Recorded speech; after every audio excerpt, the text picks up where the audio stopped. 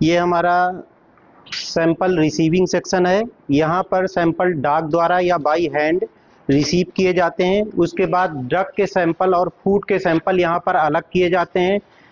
Drug के sample जो है वो ड्रग सेक्शन में भेजे जाते हैं। फूड के सैंपल से यहीं पर रोक करके उनकी कोडिंग आज की जाती है। यहाँ पर जैसा कि आप देख रहे हैं कि यहाँ ड्रग की कोडिंग की जा रही है। ये हमारा ड्रग का पार्सल ओपनिंग और कोडिंग सेक्शन है। यहाँ पर जो सैंपल नीचे से आते हैं वो यहाँ पर पार्सल ओपन किए जाते हैं। उसके बाद संबंधित रजिस्टर में उनकी एंट्री होती है। एंट्री होने के बाद यहाँ पर ड्रग की कोडिंग होती है। ड्रग की कोडिंग के लिए ये क्यूआर मशीन होती है, उससे हम ड्रग की कोडिंग करते हैं। एक स्पेसिफिक बार कोड जनरेट होता है। इस बार कोड को हम सैंपल के लेबल के ऊपर चिपका देते हैं, जिसमें कि हमें सिर्फ एक्सपायरी डेट और कंपोजिशन एक्सेट्रा डिटेल्स दिखती है। यहाँ पर जैसा कि देख रहे हैं हम सैंपल्स को जो है फॉर्मेटिन के साथ में सारी डिटेल्स मैच कराने के बाद ही हम कोडिंग कर रहे हैं। ये सैंपल हमारे यहाँ पर है वो रिसीविंग हो रही है। ये यहाँ पर इस तरीके से इन्वेलप में फिल करके हम एनालिसिस के लिए सैंपल को रैंडम डिस्ट्रीब्यूट करते हैं। ये हमारी वेट लैब है। सैंपल जब डिस्ट्रीब्यूट होता है तो संबंधित एनालिस्ट के पास में वो सैंपल आ जाता है। जैसा कि आप देख रहे हैं ये आशीष कुमार साहू जी हैं और ये सीनियर एनालिस्ट हैं यहाँ पर। इनको ये सैंपल इस तरीके से पैकेट में मिला हुआ है। यहाँ पर बार कोड लगा हुआ है। इस बार कोड में सिर्फ कंपोजिशन और एक्सपायरी दिख रहा है और इसको प्राप्त करने के बाद ये संबंधित रजिस्टर है, इस रजिस्टर में जो है एंट्रीज कर ली जाती हैं।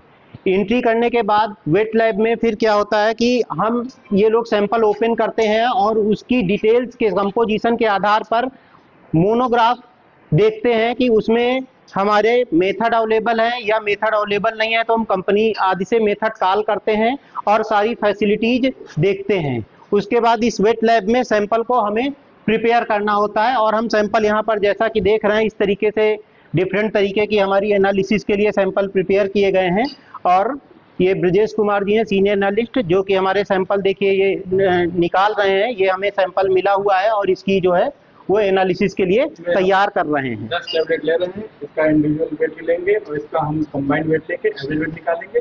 उसके बाद उसके फर्दर जब हम एनालिसिस करेंगे वो वेट हमारा एनालिसिस में कैलकुलेशन में यूज होगा। ये हमारी एक वेट लैब है। यहाँ पर जैसा कि एक वेट लैब हमने उधर देखी थी, एक वेट लैब हमारी ड्रग की ये है। यहाँ पर हमें सैंपल प्रिपेयर करते हैं। ये हमारा वेइंग बैलेंस है। यहाँ पर हम सैंपल को वे आदि करते हुए फिर उसके बाद हम सैंपल को एनालिसिस के लिए प्रिपेयर करते हैं। और जब सैंपल मेरा एनालिसिस के लिए प्रिपेयर हो जाता है तो उसे संबंधित मशीन में ले जाते हैं, जहाँ पर उसको चेकिंग के लिए हम लगाते हैं सैंपल को। जैसा कि देख रहे हैं ये हमारी यूवी विजिबल स्पेक्ट्रोफोटोमीटर है। ये इसमें हम जो भी हम सैंपल प्रिपेयर करते हैं एनालिसिस के लिए उस पर इसकी रीडिंग जो है लेते हैं। रीडिंग के उपरांत जो भी हमें इससे डेटा प्राप्त होता है उसको हम इंटरप्रेट करते हुए कैलकुलेशन करते हैं और कैलकुलेशन के आधार पे हम रिजल्ट बताते हैं। ये हमारे पोलरीमीटर है। इससे हम ऑप्टिकल रोटेशन देखते हैं। किसी किसी सैंपल में ये ऑप्टिकल रोटेशन देखना पड़ता है, उससे ये पता लगता है कि हमारा कौन सा सैंपल सही है या कौन सा सैंपल सही नहीं है। ये हमारी आईआर मशीन है, इंफ्रारेड स्पेक्ट्रोस्कोपी है। इससे हम सैंपल की आइडेंटिटी करते हैं। कुछ सैंपल्स में इसका मोनोग्राफ ऑफिशियल मोनोग्राफ में दिया हुआ है कि हमें जो आइडेंटिटी है कंपाउंड की वो आईआर स्पेक्ट्रोस्कोपी से करनी है। ये हमारा HPLC के लिए मोबाइल फेज यहाँ पर फिल्टर किया जाता है और फिल्टर करने के उपरांत हम इसको सोनिकेट करते हैं। सोनिकेटर मशीन में सोनिकेट करते हैं, डीगैसिंग करते हैं, जिससे कि फिर उसके बाद हम इसको मोबाइल फेज को स्पेसिफिक कंटेनर हमारे दिए होते हैं, बॉटल्स होती हैं, उन बॉटल्स में फिल कर देते हैं। फिल करने के बाद हम HPLC मशीन में ले जाते हैं। ये HPLC मशीन है। जो हमारी वेट लैब में एनालिसिस के लिए सैंपल प्रिपेयर किए जाते हैं वो HPLC मशीन में यहाँ पर ये वायल्स में फिल करके रख दिए जाते हैं। उसके बाद ये साइंटिफिक ऑफिसर श्री अर्जुन सिंह जी हैं, HPLC को ऑपरेट करते हैं। आगे की डिटेल HPLC के बारे में श्री अर्जुन सिंह जी साइंटिफिक ऑफिसर बताएंगे। ये HPLC इंस्ट्रूमेंट जो है हमारे लैब में आने वाले मैक्सिमम सैंपल के एनालिसिस इसके द्वारा की जाती है जो है, और ये इंस्ट्रूमेंट बहुत ही सेंसिटिव है। इसमें माइक्रो लेवल तक एनालिसिस होती है, और ये इंस्ट्रूमेंट एक्यूरेसी और हाई रेजोल्यूशन, सेंसिटिविटी, रिप्रोड्यूसिबिलिटी बहुत ज़्यादा होती है, स्पीड बहुत ज़्यादा होता है, और इसकी एफिशिएंसी बहुत ही है। ये ऑटोमेटेड सिस्टम में काम करता है पूरा, और इसमें क्वालिटी जो है हाईली हमारे पास जो है प्राप्त होती है। और इसमें सैंपल रिकवरी हम कभी भी कर सकते हैं एक बार एनालिसिस होने के बाद।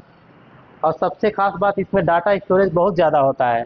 हम इसमें कई हज़ारों लाखों सैंपल एनालिसिस करने के बाद उसका डाटा स्टोर कर सकते हैं, कभी भी इसको जो है रिकवर कर सकते हैं, देख सकते हैं। इसमें एक बार में ऑटोमेटेड सिस्टम में हम लगभग 132 सैंपल लगा के एनालिसिस कर सकते हैं, और इसके एक सैंपल के एनालिसिस में यहाँ पे लगभग 10 से 15 मिनट का समय लगता है। कुछ सैंपल ऐसे होते हैं जिनमें ज़्यादा भी समय लगता है, लेकिन एवरेज जो है 15 से 20 मिनट समय लगता है एक सैंपल के एनालिसिस में। बाकी इसका जो रिजल्ट जो आता है कुछ ऐसा शो होता है ये ग्राफ के थ्रू, जहाँ से हमारा जो है कौन सा कंटेंट है, किस क्वांटिटी में है, ये सारी चीज़ें निकल के आती हैं। ये डिसोल्यूशन टेस्ट ऑपरेटस है। कुछ टेबलेट्स और कैप्सूल्स में हम लोग डिसोल्यूशन करते हैं। ये भी एक टेबलेट और कैप्सूल का एक पैरामीटर है। जैसे हम लोग एनालिसिस में ऐसे करते हैं कि कितना कंटेंट है, लेबल क्लेम कितना है, उसी तरीके से दूसरा पैरामीटर्स हमारा डिसोल्यूशन का होता है। ये टेबलेट और कैप्सूल में किया जाता है।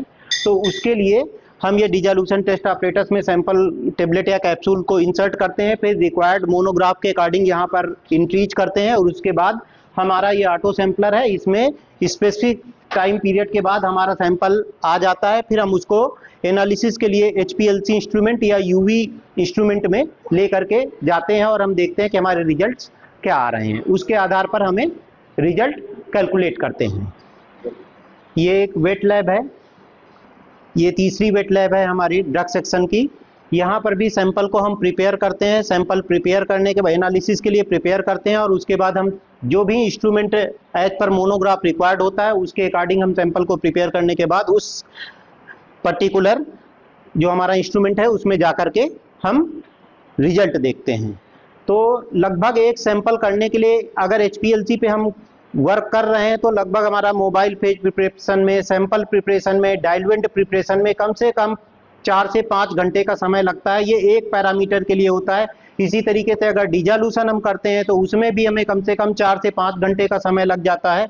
इसी तरीके से और पैरामीटर, डिफरेंट पैरामीटर्स हैं, जैसे हमारे सिरप वगैरह होती हैं, कुछ हमारे सस्पेंशंस वगैरह होते हैं, उसमें pH करना होता है, किसी में हमें वाटर कंटेंट करना होता है। तो डिफरेंट पैरामीटर्स डिफरेंट फार्मूलेशंस में दिए होते हैं। उनको करने के लिए हमें डिफरेंट समय की ज़रूरत होती है, और वो लगभग हर एक एनालिसिस में कम से कम 2 से 3 दिन लग जाते हैं। अगर एक कंप्लीट हमें पैरामीटर्स करने हैं तो लगभग 2 से 3 दिन का समय लगता है।